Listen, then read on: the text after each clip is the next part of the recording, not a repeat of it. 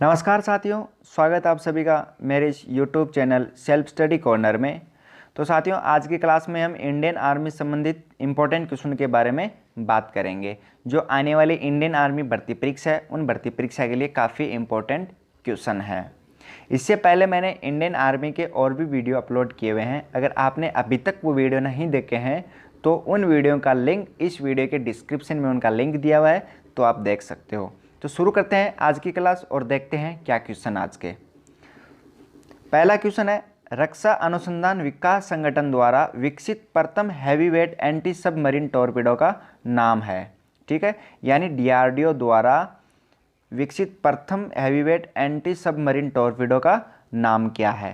पहला ऑप्शन है वरुणास्त्र, दूसरा ऑप्शन है अमोगा, तीसरा ऑप्शन है शौर्य, चौथा ऑप्शन है दत्तात्रेय। ठीक है, तो जो डीआरडीओ द्वारा जो प्रथम विकसित हैवीवेट टॉर्पीडो थी उस टॉर्पीडो का नाम था वरुणास्त्र। ठीक है ना। अब ये वरुणास्त्र टॉर्पीडो एक कैसी टॉर्पीडो है? यह एक विद्युत चालित टॉर्पीडो है। ठीक है ना। इसका मेन काम क्या होता है इस टॉर्पीडो का कि जो शांत पनडुब्बियाँ होती है उन शांत पनडुब्बियों को निशाना साधने में ये सक्षम है। ठीक है ना। और इसका वजन है 1500 किलोग्राम। ठीक है ना।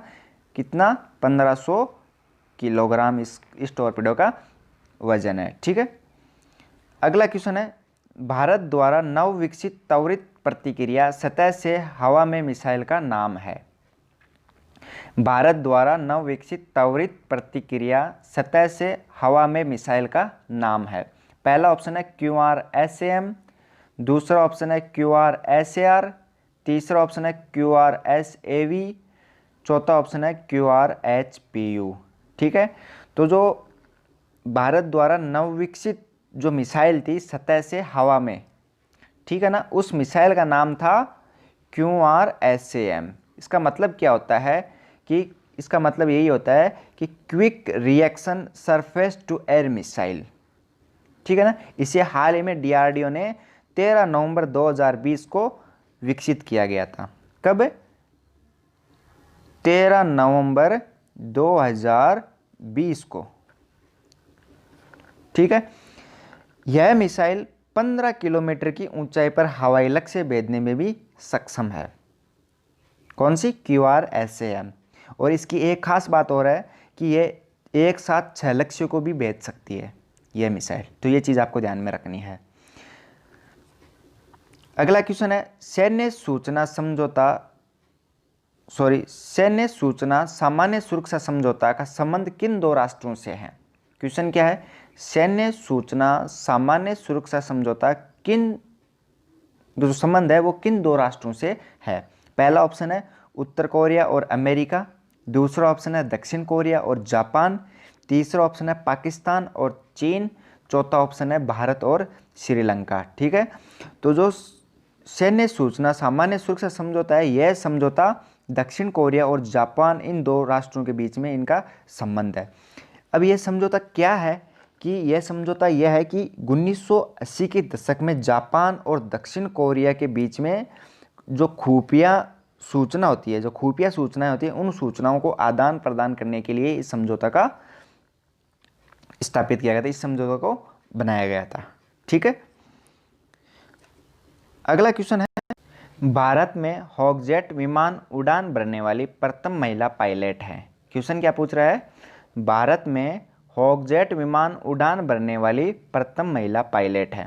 पहला ऑप्शन है मोहना सिंह, दूसरा ऑप्शन है अवनी चतुर्वेदी, तीसरा ऑप्शन है भावना कंठ, चौथा ऑप्शन है सरिता चौधरी। ठीक है, तो जो भारत में हॉकजेट विमान में उड़ान भरने वाली जो प्रथम महिला पायलट थी, उस महिला पायलट का नाम था मोहना सिंह। ठीक है। अब इससे पहले की एक डिटेल आपको बता देता हूं कि भावना कंठ ने फाइटर जेट पर लड़ाकू मिशन को अंजाम देने वाली प्रथम महिला पायलट बनी थी। कौन? भावना कंठ। तो ये दोनों चीज आपको ध्यान में रखनी है। हॉकजेट में विमान उड़ान भरने वाली भारत की प्रथम महिला पायलट कौन है? मोहना सिंह। ठीक है ना। और फाइटर जेट ने लड़ाकू मिशन को अंजाम देने वाली भारत की प्रथम महिला पायलट कौन थी? वो थी भावना कंठ। तो ये दोनों चीज आपको ध्यान में रखनी है। ठीक है। अगला क्वेश्चन है, भारतीय नौसेना के प्रथम सूचना प्रबंधन और विश्लेषण केंद्र को स्थापित किया जाएगा। ठीक है ना। भारत भारतीय नौसेना के प्रथम सूचना प्रबंधन और विश्लेषण केंद्र को स्थापित किया जाएगा? पहला ऑप्शन है गुरुग्राम हरियाणा, दूसरा ऑप्शन है नोएडा उत्तर प्रदेश, तीसरा ऑप्शन है कोच्चि केरल, चौथा ऑप्शन है विशाखापट्टनम आंध्र प्रदेश। ठीक है, तो जो भारतीय नौसेना के प्रथम सूचना प्रबंधन विश्लेषण केंद्र है वो स्थापित किया गया था हरियाणा के गुरुग्राम में। ठीक है ना, कहाँ स्थापित किया गया था? हरियाणा के गुरुग्राम में स्थापित किया गया था। कब? 17 दिसंबर 2018 को। 17 दिसंबर 2018 को हरियाणा के गुरुग्राम में सूचना प्रबंधन और विश्लेषण केंद्र को स्थापित किया गया था।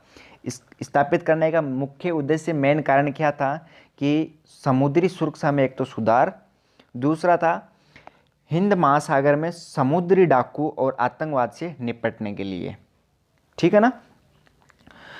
अगला क्वेश्चन है, रक्षा एवं अनुसंधान विकास संस्थान यानी डीआरडीओ द्वारा तैयार K4 परमाणु मिसाइल की मारक क्षमता है। क्वेश्चन क्या पूछ रहा है कि डीआरडीओ द्वारा तैयार की गई K4 परमाणु मिसाइल है, उस मिसाइल की मारक क्षमता है वो कितनी है? ठीक है, पहला ऑप्शन है 3500 किलोमीटर, दूसरा ऑप्शन है 4500 किलोमीटर, तीसरा ऑप्शन है 1500 किलोमीटर, चौथा ऑप्शन है 2500 किलोमीटर। ठीक है, तो जो डीआरडीओ द्वारा तैयार की गई K4 परमाणु मिसाइल है, उस परमाणु मिसाइल की जो मारक क्षमता है वो है 3500 किलोमीटर। ठीक है ना, कितनी है? 3500 किलोमीटर है। ठीक है, इसे हाल ही में आंध्र प्रदेश के तट से पनडुब्बियों के जरिए प्रायोगिक तौर पर किया गया था, इस मिसाइल का परीक्षण। ठीक है ना। अगला क्वेश्चन है कि वज्र प्रहार 2019 संयुक्त सैन्य अभ्यास का संबंध है। कौन सा सैन्य अभ्यास? वज्र प्रहार 2019 संयुक्त सैन्य अभ्यास का संबंध है। पहला ऑप्शन है संयुक्त राज्य अमेरिका, दूसरा ऑप्शन है यूनाइटेड किंगडम, तीसरा ऑप्शन है फ्रांस, चौथा ऑप्शन है कनाडा। ठीक है, तो ये जो वज्र प्रहार 2019 सैन्य अभ्यास है, संयुक्त सैन्य अभ्यास, ये संयुक्त राज्य अमेरिका से संबंध है। ठीक है ना। इसके बारे में थोड़ा डिटेल जान लेते हैं कि 13 से 28 अक्टूबर 2019 के मध्य भारत और अमेरिका की सेना द्वारा सिएटल अमेरिका में वज्र प्रहार 2019 से संयुक्त सैन्य अभ्यास का आयोजन किया गया था। किन के बीच में? भारत और अमेरिका सेना के बीच में। ठीक है, कब? 13 से 28 अक्टूबर 13 से 28 अक्टूबर 2019 को। ये चीज़ आपको ध्यान में रखनी है। यह सैन्य अभ्यास क्यों किया गया था कि दोनों देशों के दल बंधक बचाव, हस्तक्षेप, चिकित्सा सहायताएं जैसी पहलुओं पर प्रशिक्षण प्राप्त किए इस सैन्य अभ्यास में। ठीक है, तो ये चीज़ आपको ध्यान में रखनी है। अगला क्वेश्चन है, वह देश जिसके साथ भारत द्वारा द्विपक्षीय युद्ध अभ्यास गरुड़ 4 का आयोजन किया जाएगा। क्वेश्चन क्या है? वह देश जिसके साथ भारत द्वारा द्विपक्षीय युद्ध अभ्यास गरुड़ 4 का आयोजन किया जाएगा। पहला ऑप्शन है फ्रांस, दूसरा ऑप्शन है जर्मनी, तीसरा ऑप्शन है अमेरिका, चौथा ऑप्शन है नेपाल। ठीक है ना। तो जो भारत द्वारा द्विपक्षीय युद्ध अभ्यास है गरुड़ 4, उस गरुड़ 4 का जो आयोजन है वो फ्रांस के साथ किया गया था। किसके साथ किया गया था? फ्रांस के साथ किया था। अब फ्रांस के मोंट डे मानसन में 1 से 12 जुलाई तक भारत और फ्रांस के बीच द्विपक्षीय युद्ध अभ्यास गरुड़ 4 का आयोजन किया गया था। कब? 1 से 12 जुलाई के बीच में। कौन से सैन्य अभ्यास का? द्विपक्षीय सैन्य अभ्यास का गरुड़ 4 का। ठीक है ना, तो ये चीज आपको ध्यान में रखनी है। अगला क्वेश्चन है, लेफ्टिनेंट कर्नल पद पर पदोन्नत होने वाली मेजर पोनुंग डोमिंग किस पूर्वोत्तर राज्य की प्रथम महिला सैन्य अधिकारी है? पहला ऑप्शन है अरुणाचल प्रदेश, दूसरा ऑप्शन है मेघालय, तीसरा ऑप्शन है मणिपुर, चौथा ऑप्शन है मिजोरम। ठीक है, तो जो लेफ्टिनेंट कर्नल पद पर पदोन्नत होने वाली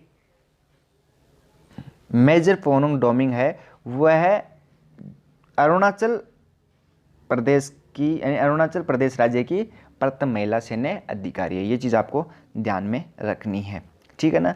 अब मेजर पोनोंग डोमिंग के बारे में जान लेते हैं कि ये इन्होंने मतलब 2014 में डेमोक्रेटिक रिपब्लिक ऑफ कांगो में United nation peace keeping mission में भी हिस्सा लिया था। किसने? मेजर पोनोंग डोमिंग ने, ठीक है। अगला क्वेश्चन है, सीमा सुरक्षा बल द्वारा पाकिस्तानी सीमा में घुसपैठ रोधी ग्रिड मजबूत करने हेतु किस अभ्यास का आयोजन किया गया? क्वेश्चन क्या पूछ रहा है? सीमा सुरक्षा बल द्वारा यानी बीएसएफ द्वारा पाकिस्तानी सीमा में घुसपैठ रोधी ग्रिड मजबूत करने हेतु किस अभ्यास का आयोजन किया गया? पहला ऑप्शन है अर्जुन, दूसरा ऑप्शन है फतेह है, तीसरा ऑप्शन है भीष्म, चौथा ऑप्शन है सुदर्शन, ठीक है। तो जो बीएसएफ द्वारा है, बीएसएफ द्वारा पाकिस्तानी सीमा में घुसपैठ रोधी जो ग्रिड है उस ग्रिड को मजबूत करने के लिए जो सुदर्शन अभ्यास है उस अभ्यास का आयोजन किया गया था, ठीक है ना। अब क्यों किया गया था? क्योंकि बीएसएफ ने पंजाब और जम्मू में पाकिस्तान की सीमा के साथ घुसपैठ रोधी ग्रिड को जो मजबूत बनाने के लिए किया गया था और यह ऑपरेशन 1 जुलाई को शुरू किया गया था। कब शुरू किया गया था? 1 जुलाई को। ये चीज़ आपको ध्यान में रखनी है, ठीक है ना।